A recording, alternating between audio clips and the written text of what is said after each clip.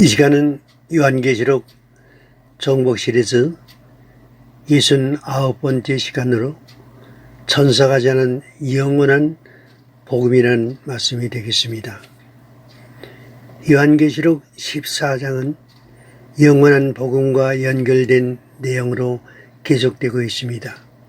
1절에서 5절까지는 정말의 계시록 11장에 나타난 두 증인의 종말적 예언을 감당할 14만 4천 명의 하나님의 종들의 자격을 5가지로 계시해 주고 있습니다. 그리고 6절부터 11절까지는 그들이 계시록 11장에서 1260일간 예언했던 복음의 내용이 나오는데 그것을 이것에서 영원한 복음이라고 말씀해 주고 있습니다. 우리는 먼저 공중에 날아가며 영원한 복음을 전하는 천사가 누구인가에 대한 해답을 얻어야 합니다. 여기서 우리는 이 천사들에 대해 문자 그대로 천사로 오인하기 쉬운 것입니다. 그러나 천사는 복음 전파의 사명을 받은 일이 없습니다. 옛날에도 하나님께서는 하나님의 종 선지자들을 통해서 예언을 하시게 했습니다. 노아 당시 전 세계 인류를 심판하시는 홍수 심판 시에도 노아를 통해서 심판의 경정을 주셨지 천사들에게 그 사역을 맡기지 아니하셨습니다. 롯의 때도 마찬가지입니다. 인류의 종말에도 이스라엘이 패역했을 때에 그 선지자들을 통해서 경정하셨던 것처럼 하나님의 종 선지자들을 통해서 그의 사역을 하게 하십니다. 이 천사들이 복음을 전한 대상은 여러 나라와 족속과 방언과 백성이라고 했습니다. 이 같은 표현은 전 세계 인류를 가리키는 말입니다. 이런 표현은 계시록 10장 11절에서 그가 내게 말하기를 내가 많은 백성과 나라와 방언과 임금에게 다시 예언하여야 하리라고 하신 말씀처럼 두 증인이 1260일간 예언한 그 예언 사역의 대상이나 구역과 일치된다는 사실을 말씀해 주고 있습니다.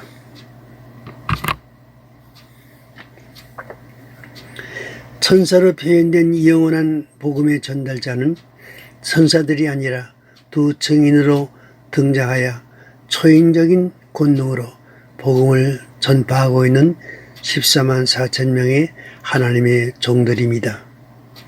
이때 이들 하나님의 종들은 불사신의 몸으로 편호인 작은 책의 예언의 말씀을 세계적으로 전파할 것입니다.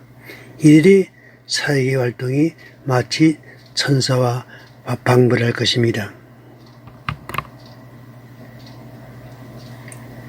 그런데 1260일간 두 증인들이 전할 예언을 왜 영원한 복음이라고 한 것입니까? 이 같은 표현은 전파하는 복음의 내용에 따라 그 머리에 붙여진 이름에 불과합니다. 복음은 하나입니다. 그것은 믿는 자에게 영생을 주시기 때문입니다. 이 복음을 어떤 때는 하나님의 복음이라도 했습니다.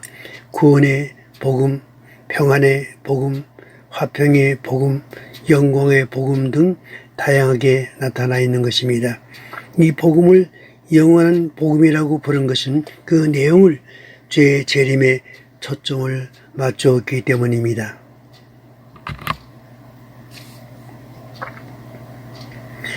영원한 복음의 내용을 오늘 본문에서 3가지로 보여주고 있습니다. 하나는 하나님의 심판의 경정입니다. 두 번째는 음료의 심판에 관한 경정입니다. 그리고 마지막 3번째는 짐승의 표를 받은 자에 대한 심판의 경정입니다.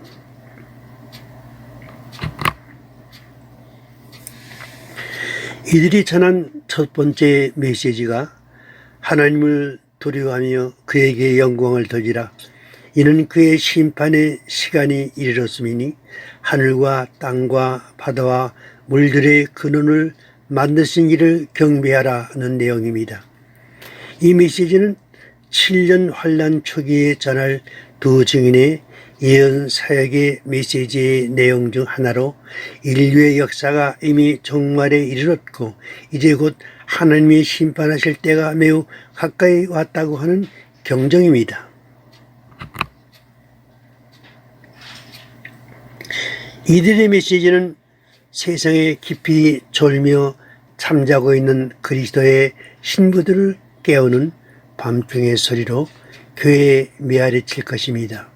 이 같은 경종의 소리는 주의 재림 직전에 하나님의 교회에 들려주어 잠자는 성도들로 잠에서 깨우는 경종의 나팔로 들려주어야 하는 것입니다.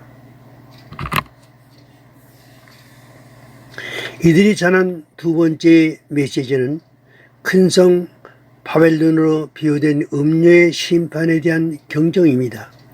8절에서 무너졌도다 큰 성 바벨론이요 모든 나라에게 그의 음행으로 말미암아 진노의 포도주를 먹이던 자로다 하더라. 요한계시록에서 바벨론이란 낱말은 두 가지 의미로 나타나 있습니다. 하나는 하나님의 심판으로 불로 소멸될 이 세상을 바벨론 혹은 큰 성 바벨론이라고 말합니다. 그런데 여기서 말씀하고 있는 바벨론은 음료의 세력을 가리킵니다.